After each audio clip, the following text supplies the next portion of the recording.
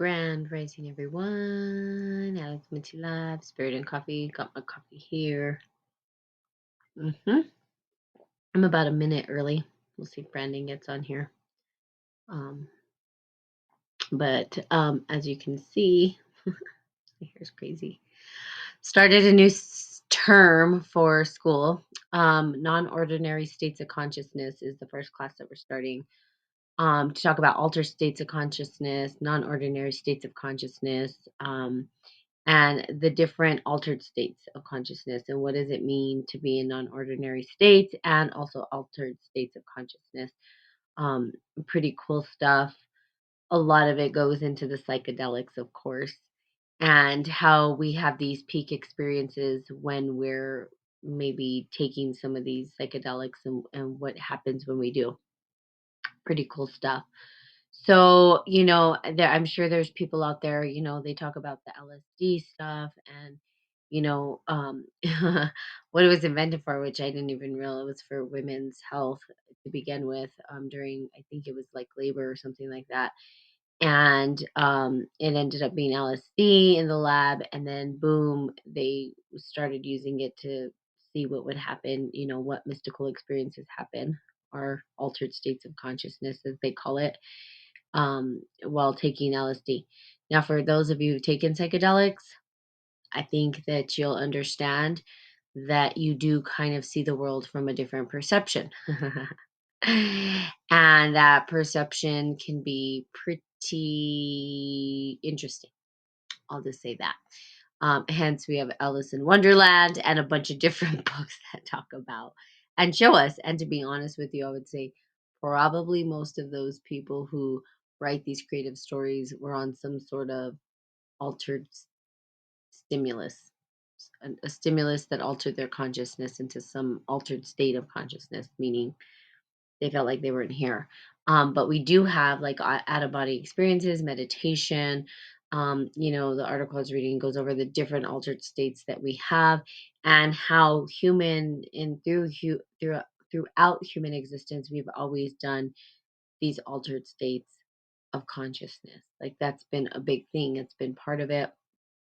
And so, maybe reintroducing it and figuring out what that means to reintroduce these types of states. And we still have tribal people who have continued to do ceremonies and stuff like that. And, the ceremonies for altered states of consciousness didn't necessarily incorporate these psychedelic drugs per se.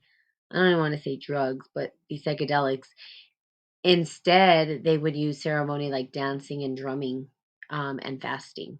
And then that would put them in this altered state. And so they would get this information. Now, we know that a lot of these great people, um, who have come up with these ideas and have totally changed the perception of humanity, really entered into these altered states of consciousness or non ordinary states of consciousness. So there's a distinction, but I can't really speak to it at this point. It's sort of early and I just started this course, but really not grounded totally fully on the difference between the non-ordinary states and the altered states. And I believe altered states might have a stimulus that comes, from something else, like psychedelics, perhaps, maybe like, ingesting stuff. But they also believe that altered states of consciousness comes from meditation as well. So meditation can do that. Also hypnotherapy. So, these parts of psychology weren't really necessarily um, talked about or practiced until recently. Now, it was practiced by indigenous cultures throughout time. But as soon as the Western world took over and started using science as a way to, track what was real, and quote unquote real, right? Because we don't really know what's real.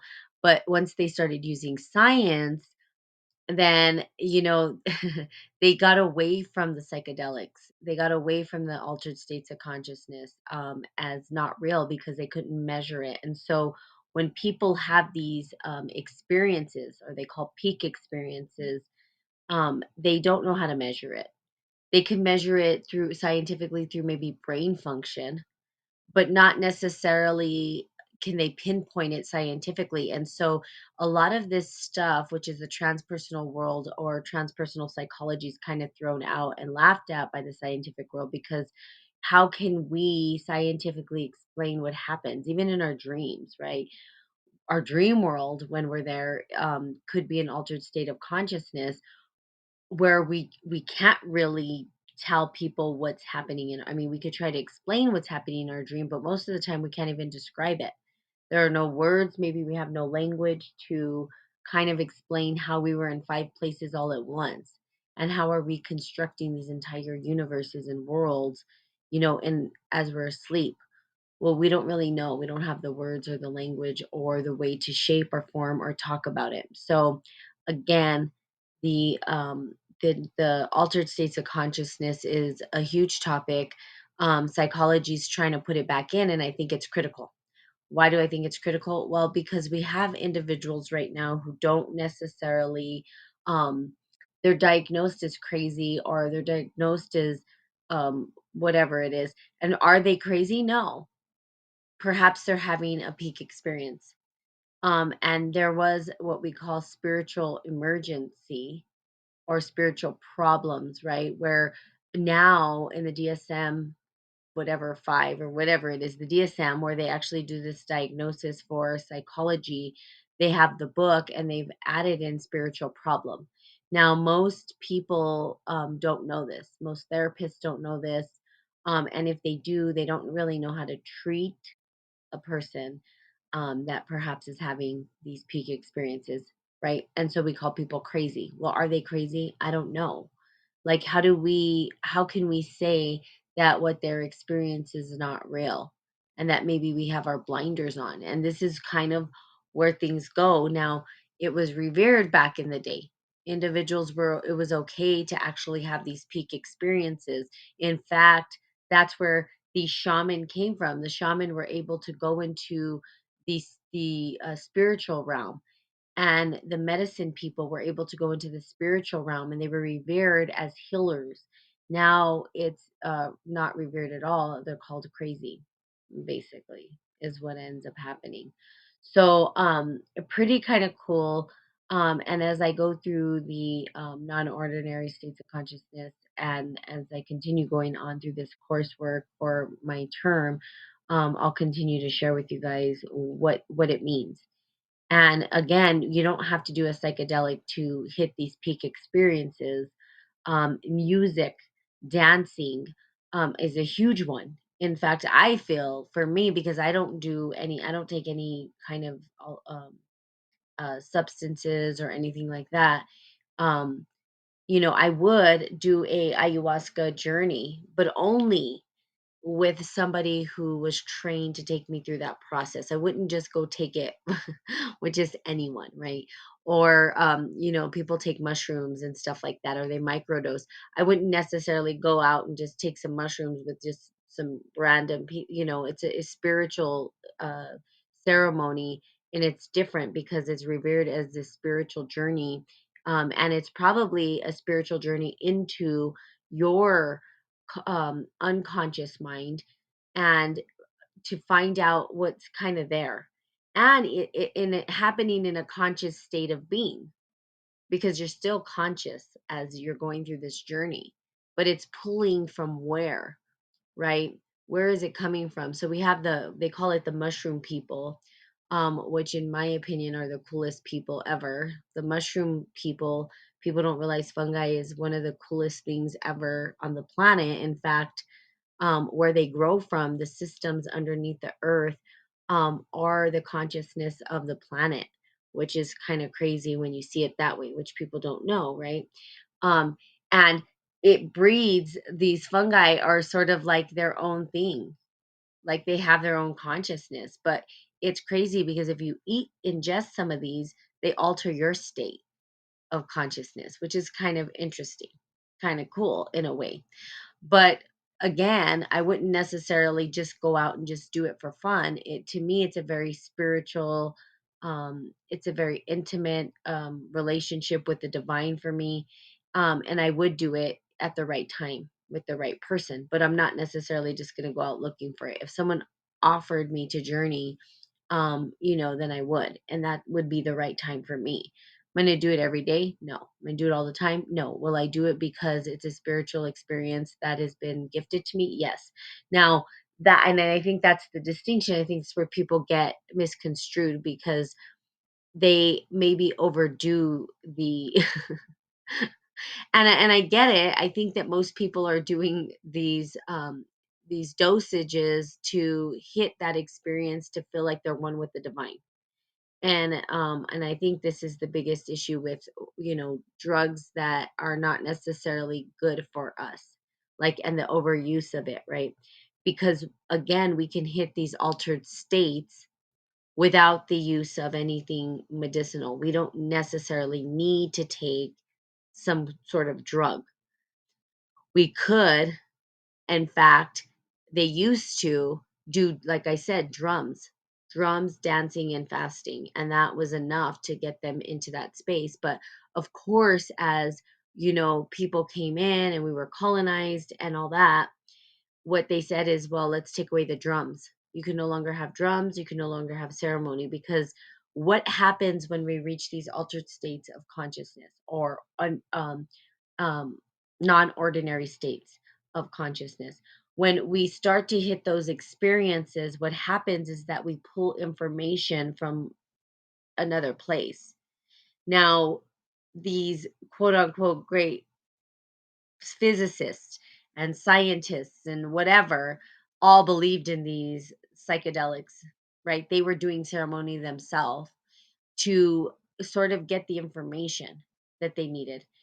Some people got it in their dream world, which is an altered state of consciousness.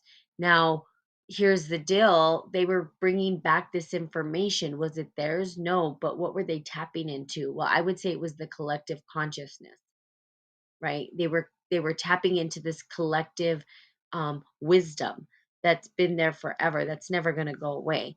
Almost like people tapping into, like, the internet, right, where there's all of this information.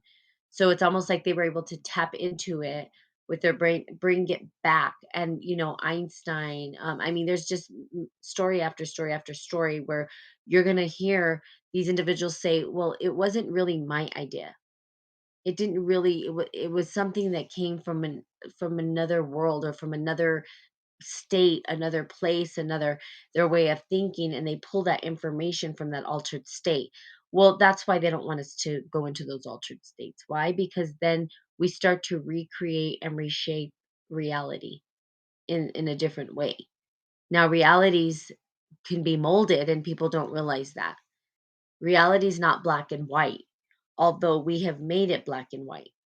So these altered states that we go into, we can extract information and we can mold reality into something different.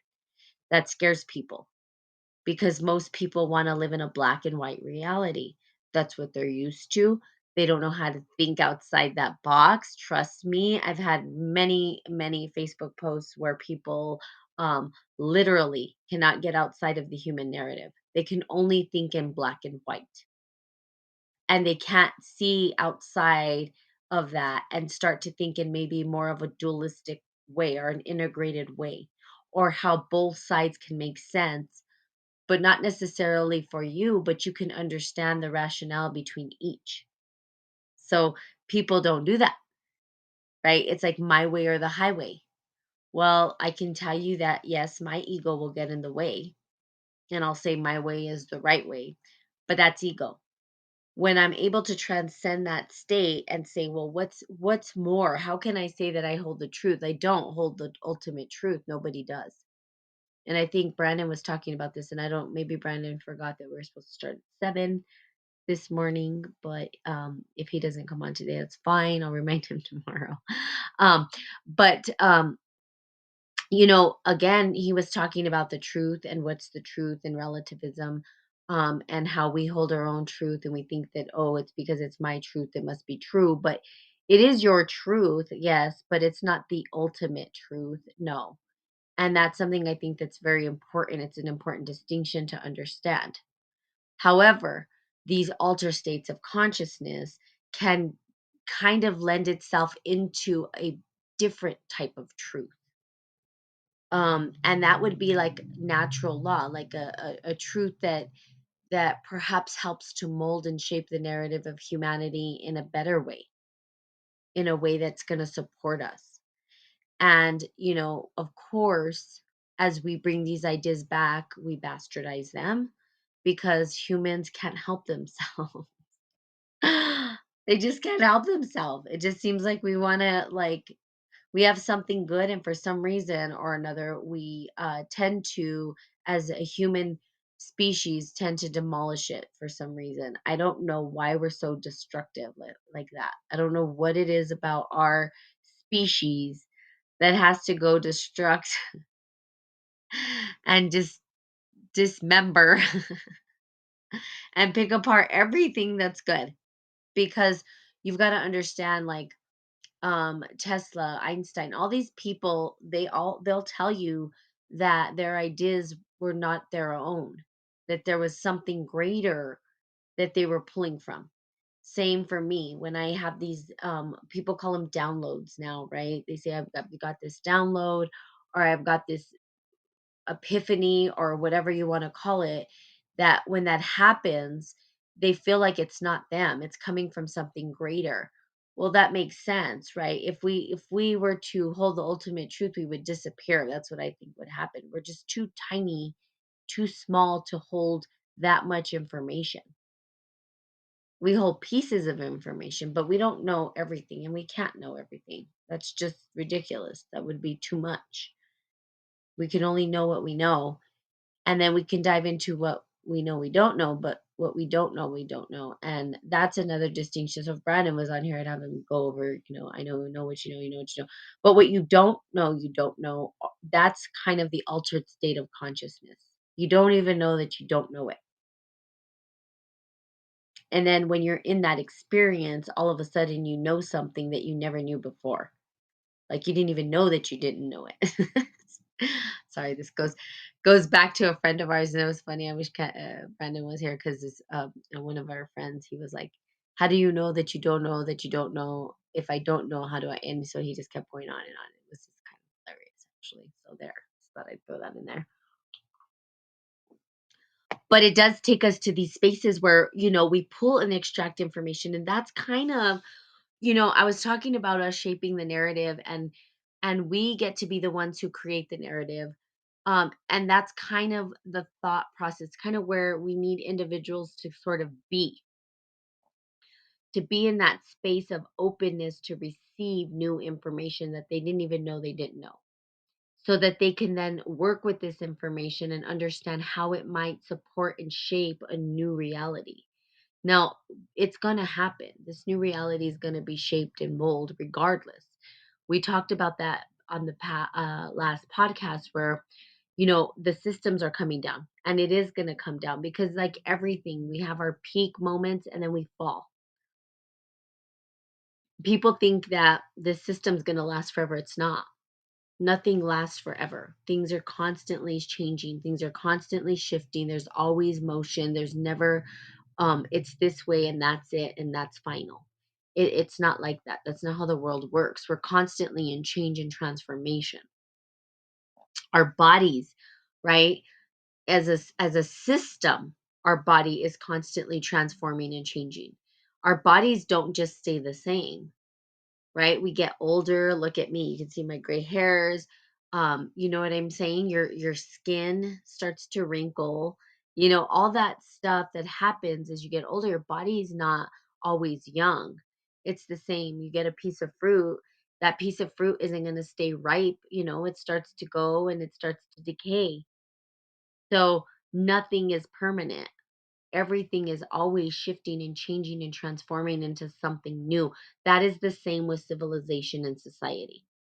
It's not going to stay the same, but it's hard for people to let go of the old. And I think, in process and thinking, even myself, holding on to old narratives and understanding this. And I think even with Brandon's discussion, talking about how are we attached to the old narrative?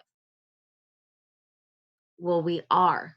And that narrative is privilege, and it is. And then maybe that was a way that I didn't see privilege. Like I did, but I didn't, right? Because I don't know what it's like to live in fighting for my food. But in the past, that was a thing, you know? Yes, people bartered and trade, but we didn't couldn't just go to the grocery store back, whenever. Pretty recent, actually. There wasn't just grocery stores where I could just go get the fruits and this that I want. I mean, everything's so accessible and so easy for us. And I think that really put it into perspective for me that, yeah, we do live in this life that's pretty privileged because we can just go to the market, get our stuff, and then go home. But in the past, people were growing their own food. In fact, my grandfather, he he was growing vegetables next door to his house forever, my mom said. We even have an apricot tree that was planted that's still there. But are we growing food? No. Now my uncle moved into that property and put a house, and now there's no food. He loves roses and stuff, but we can't eat the roses, right? So they grew their food. They were farmers. Maybe not all their food came from that. Maybe there was trade. Maybe there was a grocery market in the distance, but not like today. I mean, I go into Walmart and, I've seen just how much they have, or Costco, or Sprouts, or Trader Joe's. And then people are like, well, we're out of this, we're out of that. Well, I remember as a child that we only ate in season. And we don't now we have the luxury of getting avocados anytime we want. Well, you know what? Do remember when I was a kid, and I do remember that avocados were only seasonal, and I hated when they were out of season because I loved avocado. So I had to wait. We don't have that waiting game anymore. Everything is at the fingertips, especially here in America. Now, I will say in India, they eat seasonally. Because I remember last time I went, they go, no, it's out of season. We don't get that yet. And I was like, oh, okay. But you go to the markets and there's a bunch of markets. So they have still agriculture is very, very prominent in India. And you can still go and get, your fresh fruits and vegetables and all that at the marketplace where they have vendors that sell. Now, is it the same? No, it's not big grocery stores. They're marketplaces, right? Good morning. I can relate. My narrative has been the expectation of being in a certain job field. What's available is out of that field. So the new narrative is trial and error, not to use lasting. Let's see what you're saying. Sorry. Only a month. Yes. So we change the narratives because things change. And so that's what we see is happening, right? I mean, I've talked about this over and over again, but then maybe a new way, a new language to describe the same thing is that society's changing, the narrative is changing, the way that we see the world around us is changing. It's not going to stay the same, and it never will because that's not how life works. Life doesn't stay the same, but we're very used to the society that we've created. And this society is a society of privilege. It really is. And it's funny because people will even say here we have our first world problems. Well, in the US we do, right? Like I said, when I lived in India, even in Nepal. So going to Nepal, right? You see these individuals and you see these women with these huge baskets on their head and they're hauling up water. Like we don't do that here. We don't even know what that is like. We don't have to haul water around. We just turn on the tap, right? And there's the water. Like that's privilege. But we don't get it, right? And sometimes we forget it. And even myself forgetting it, that there's this privilege that we have. Um, that privilege, what it allows us is like, what are you doing with that privilege? Okay. Now in America, we have another conversation of privilege, right? Like, well, I was born in this, da, da, da, da, da. But as America as a whole, yes, we are privileged. And for me to deny that would be that would be wrong. I think, in my opinion, it would be incorrect. I should say it would be incorrect to say that because I've been other places where the tap water, you don't drink the tap water. They have like these filtered bottle and you have to, and again, the water's not easily accessible. They do have food. So the food is abundant. And there is access to food, but it's not the foods you want sometimes. Sometimes you got to say, well, it's not in season, so we're eating this. Well, in America, not like that. If something is like there is a shortage, then people will complain about the shortage of that particular fruit. Well, then eat the other fruit or eat the other, you know, but no, but we're going to complain about it, and that's fine. But we need to understand. Now, I think here's what we could do with that privilege, which I think is powerful, is take that privilege and understand that we can actually reach these altered states of consciousness that I started talking about at the beginning, because we have what we call it's a false security, but we have this safe space to do that. We're not okay, I'm not going to say not everybody's hungry, but we have access to food in a bigger way than most people. Okay? Most of us are pretty comfortable in our spaces. Use the time wisely. Use that time to alter your states of consciousness rather than focusing on what you don't have, like an iPod. Like some people, it's crazy, even kids, like, I don't have an iPod, I don't have this, I don't have that. I'm like, what are you talking about? We didn't have any of that stuff, right? Using that time privilege that you have to be able to tap into those altered states of consciousness, because we're not fighting 100% for food. We still have people, people will say, well, there's this poverty issue, there is, but we do have access. There's food everywhere. So really, really, we're not 100% without food. I think back in the day, there was more famine. Okay. I'm going to say there's probably not famine. I think people maybe are not making the best choices for their health and what they choose to eat, but there wasn't famine, right? Um, as much. Okay. People were literally didn't have access to food the way we do. And we do have access. We do. You just go into Walmart and see. Okay. So again, now that we have this foundation of, yeah, there is some privilege here, people can get access to water quicker, faster, um, that we use that time to reach these altered states of consciousness, and that we support ourselves in changing the narrative before they change it for us, which is what I've been talking about. Because things change, it's going to change. Civilization is eventually going to shift into morph into something different. It's not going to stay the same. And for people who think it's going to stay the same, it's not. That's not how life works. You either change or it forces you into submission. Like, this is the process of life. You can't you can't outdo natural law. Let's just say that. People try to. And the process of natural law is an ebb and flow of death and rebirth, period. And so some people want to be immortal. And I'm like, why?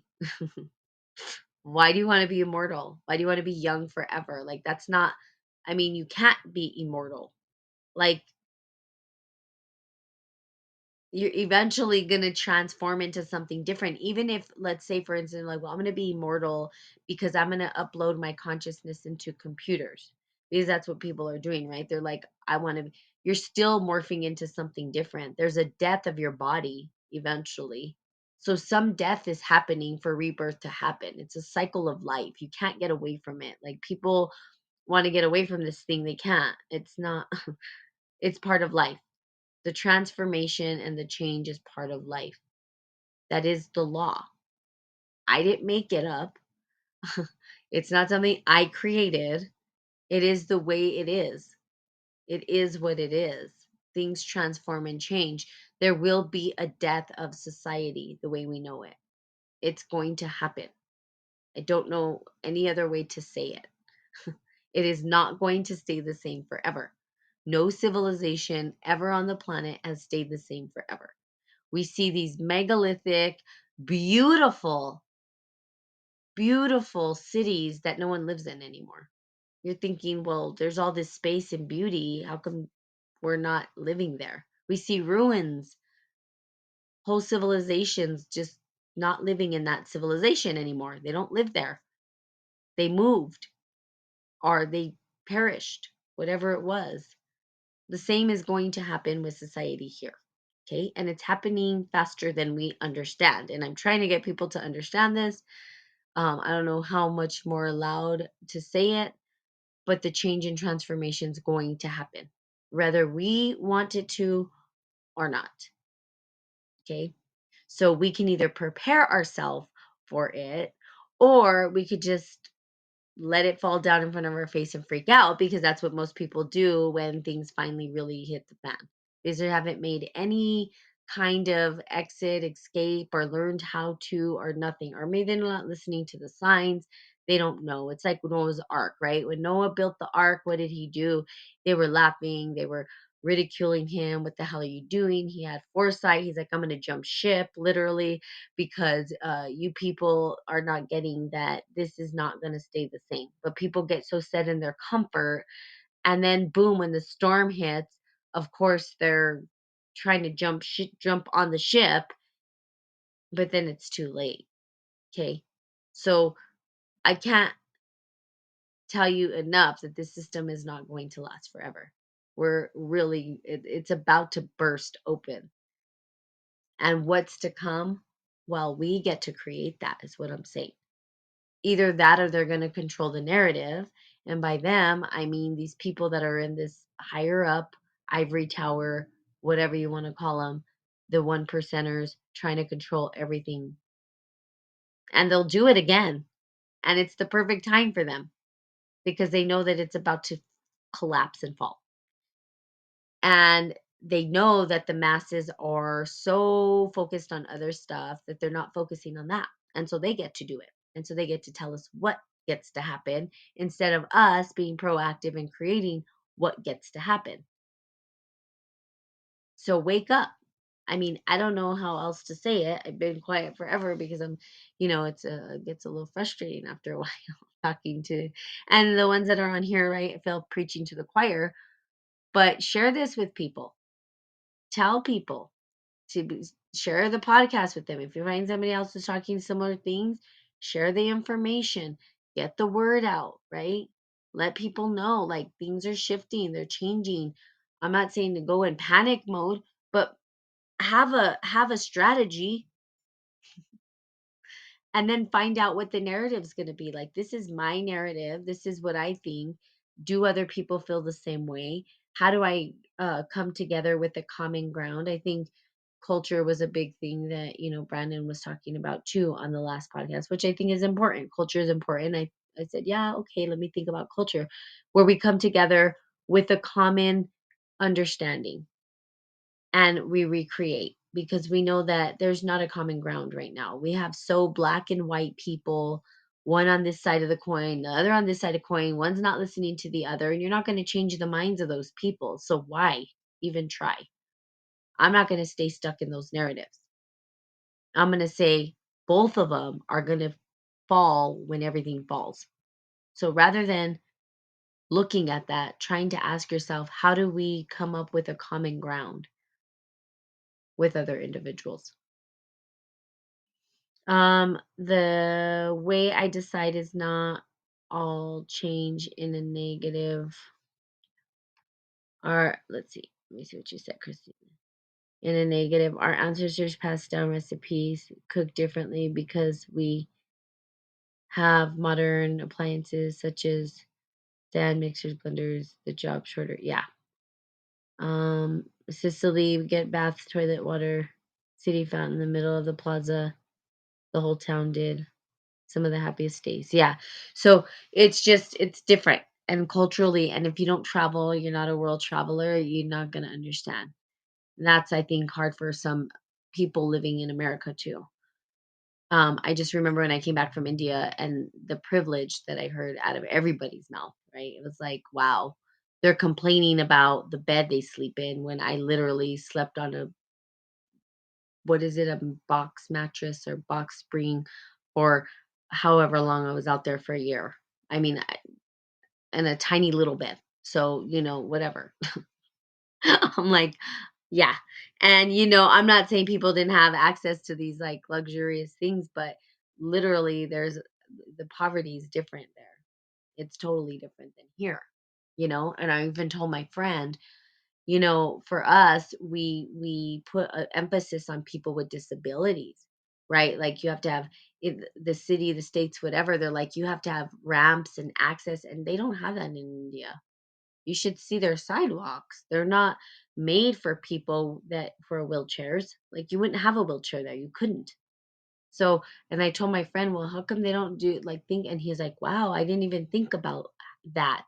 These guys there was people half cut off walking on their hands everywhere. So, they were getting around, but they didn't have like these fancy wheelchairs. And sometimes I'd be like, well, how do people get up the stairs? Like, what? And there was no ramps, there was nothing, right? So again, it's a different you got to travel to see those things, right? Where there's differences. And here it's well, let's think about that. Let's support that. And it's a good thing, but it's also seen, and I shouldn't say it's a privilege, but in a way we have more access to things than other places don't. So it is true. Now, do I love India? Yes. Would I live there? Yes. So people from India wanting to come here, but trust me, I loved it there. And there's a different reason why. The culture and the people and the way that their hearts, they have beautiful hearts. And that I think that's more important. It's how the people, how you treated, how do people treat you, rather than living in some luxurious palace when you can be, with people who treat you good and laugh and the beauty of it, right? All. Hey, Baldonado.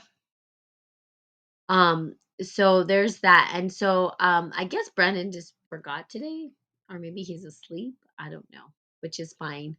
Um, but I did want to talk about the non-ordinary states of consciousness and the altered states of consciousness. I will say that if you are in a space where you can do altered states of conscious or altered states or some kind of form that allows you to access, I highly recommend doing it. And bringing back the wisdom that you get from that experience back into, um, you know, um, back into this three-dimensional time space. We need that at this point. We need more individuals accessing that they don't know what they don't know information and bringing it back. We need more individuals being able to help reshape the narrative because things are about to collapse. Now, I'm going to say, is it my time? No. Do I have a time? No. I don't know how much time it'll take, but we're definitely not going to stay with the same structure. Things will change. That's just inevitable. Okay. And we just happen to be in a time and live in a time where we are experiencing the shift from one world to another, from one society into another. Now that transition can be from good circumstances to better or from good circumstances to worse. And that's really up to us. It depends on how we speak out about what we see and what we want. If we don't support each other through this narrative into something that's better than what we have now, we're going to end up with something worse. So, um it's it's to be determined. Are people going to wake up? I don't know. I mean, I don't know if we have enough time, you know, to teach people this information enough to think for themselves, to create narratives, or if they're just going to let these people who are shaping the entire civilization let them do it. And let's see what we end up with. We're going to end up with control freaks, really, is what's going to happen. They're going to try to control everything. And there you go. So what do we want, And maybe it won't be in our lifetime because a lot of us are older, but the next generation, like, are we teaching them, right? How to create new narratives, how to understand consciousness, how to heal trauma so that they can then give back their divine purpose, what they're here to do, rather than focusing on healing the trauma that's so deep Teach them to heal the trauma early on so that when they're adults and ready to go out to the world, they can actually give back to the narrative, help shape the narrative, you know? But I just don't think that that's happening, you know? I don't know. I mean, I just live in a bubble, I think sometimes. I'm like, I'm in my bubble and I think people get it, but then mostly people don't, is what I'm understanding. I don't know what they're watching, you know, or what they're paying attention to or whatever. But what about the generations to come? Maybe no one cares, maybe some care. And if we're not, us adults, us elders, I'm becoming an elder, I'm an elder to my nephew, but if us elders aren't teaching the younger generation, well, what are we handing them? What legacy are we leaving behind for them? What are we telling them? That it's okay just to be submissive and just accept whatever society is going to shape into, and that's that. Like, no, they're warriors. They have a voice. They're just as intelligent and they have a divine purpose, and that gets to be recognized and seen and honored. And that divine purpose isn't going to happen in a society where people are trying to control every aspect of an individual's life. We've already seen that happen. We know where that goes. So there you go, change and transformation. Altered states of consciousness. As I read more, I will give you more information. But there you have it. And what is today? Today is Tuesday. So have a fantastic Tuesday. And hopefully Brandon will come on tomorrow. I'll send him, shoot him a message, be like, "What happened to you, dude?" So there you have it. I love you guys so, so, so, so, so much. I will see you guys tomorrow. Have a fantastical day, and I will see you soon. Bye bye.